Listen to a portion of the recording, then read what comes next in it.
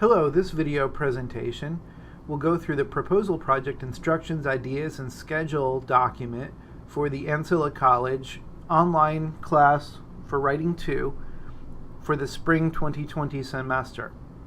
We're going to go through the document as you see in front of you right here, and as is already posted on Brightspace for you. I'm pretty much going to read through the document while providing a few extra comments that will hopefully be helpful for you.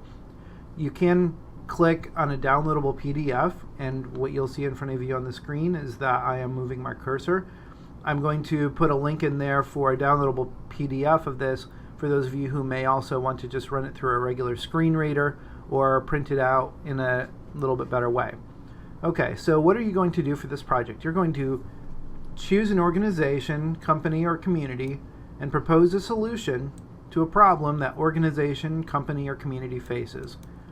And the ideas on how to do this in more description are in the various presentations that go along with the project from week to week and in the different lesson areas. So you should look at those presentations for more details on ideas on what to do for there. Now, you can choose a problem or a need. You can also choose to propose that your organization pursue a specific opportunity that would help it grow, serve more people, make more money, or whatever it is they want to do.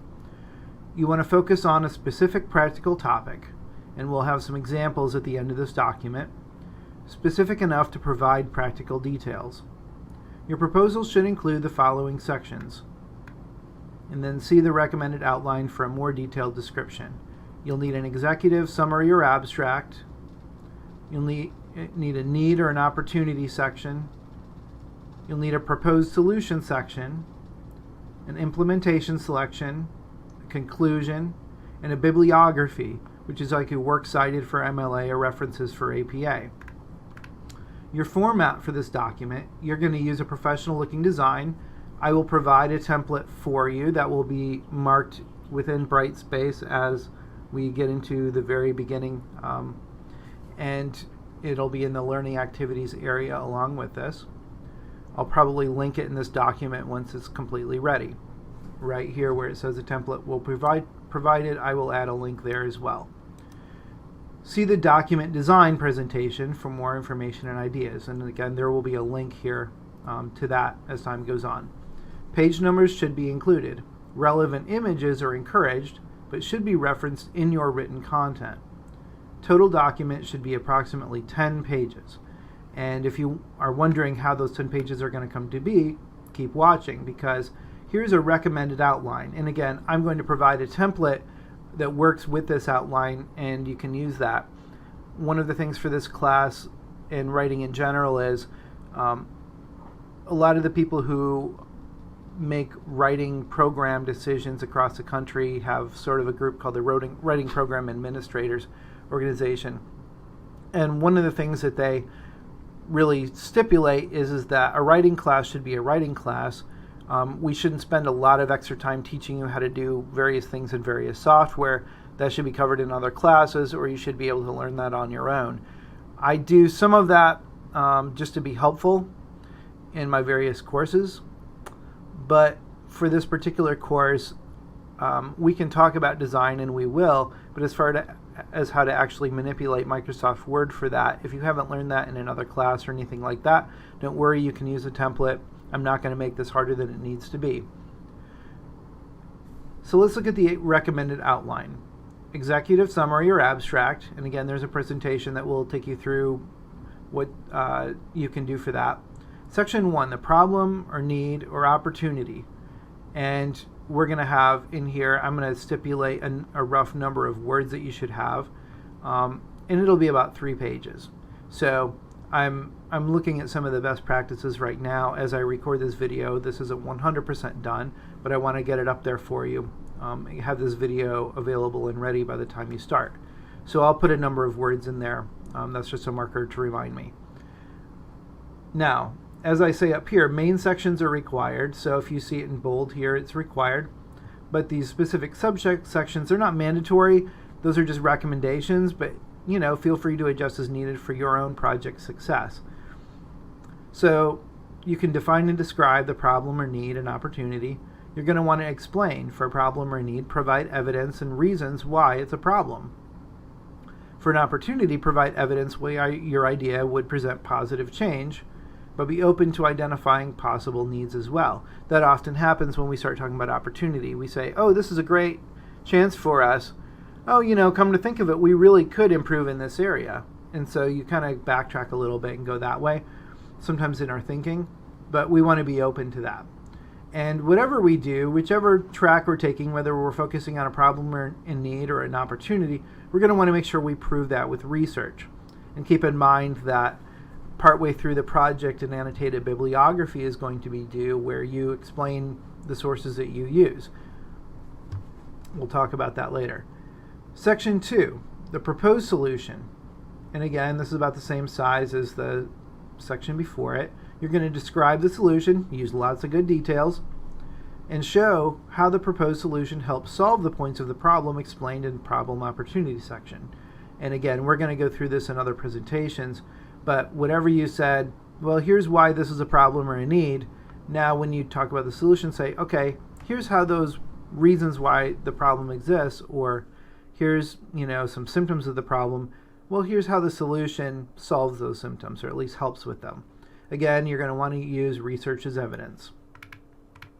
Section 3, implementation. And for some of you, this may be a new word. So if you're not sure what all this means, I want to make sure to explain that to you, and I do in the presentation as well. The implementation section basically has to do with how this is going to happen, the steps you need to make this work. So that's what you're going to do, is you're going to explain the steps needed to make your solution happen. Here's some things that it should include is who does what, a timeline, the finances, and a budget table is encouraged. And again, you can include a table for the timeline or the budget.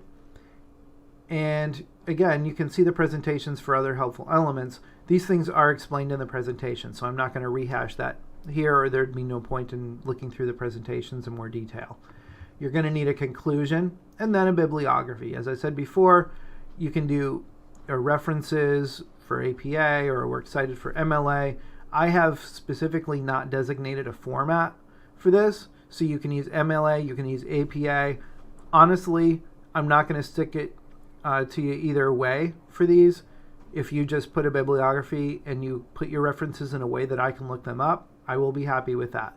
We're making more of a practical document here than an academic document in some ways, and I want you to be able to make some decisions without having to stick to a specific formula. Let's talk about topics then.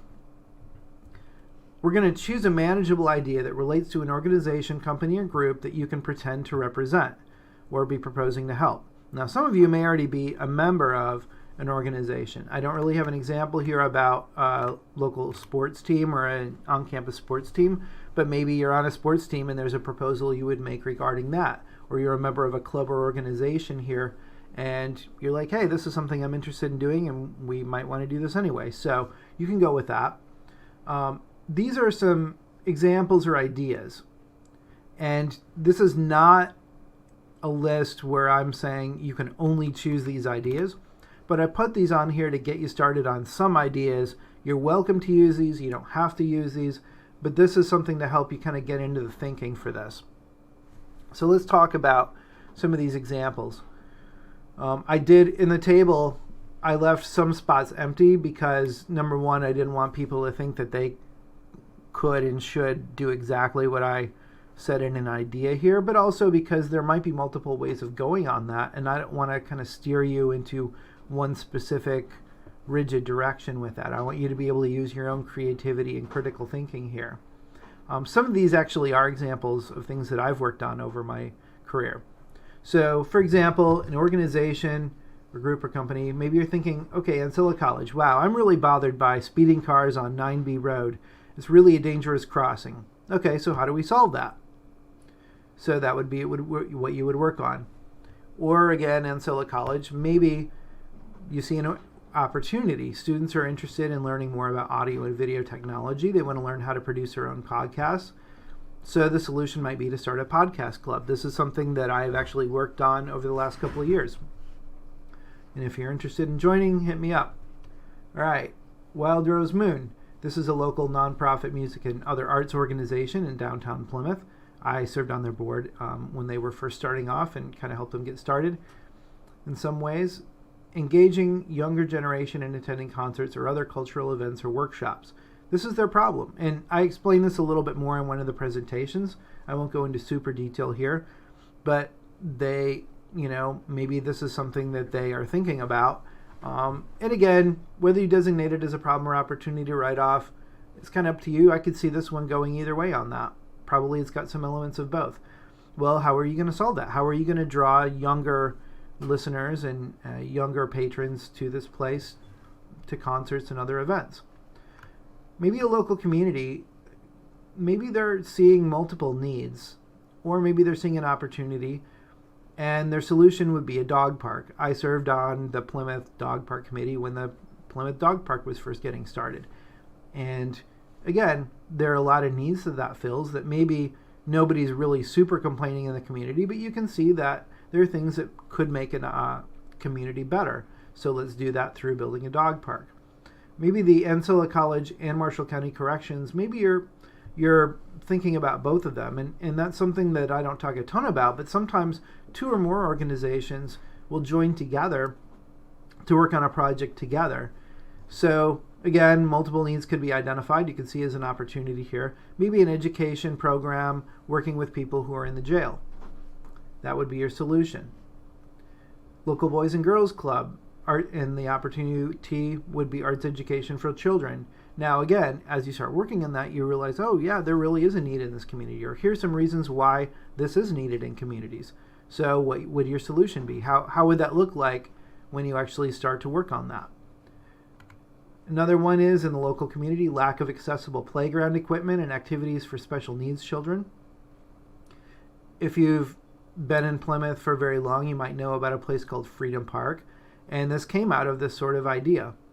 And this was a problem where children who had special needs were not really getting the ability to play on a playground because the equipment simply wasn't there. So a local community leader really spearheaded this. And so you could look at the solution. And different communities solve it different ways, so I left that blank. It's something to think about. Another one is a local animal shelter. Maybe there are some problems, and this is just a basic description, but wow, we're having a hard time having shelter cats get adopted, and they're just kind of sitting around all day. It's not really good for them and their mental health.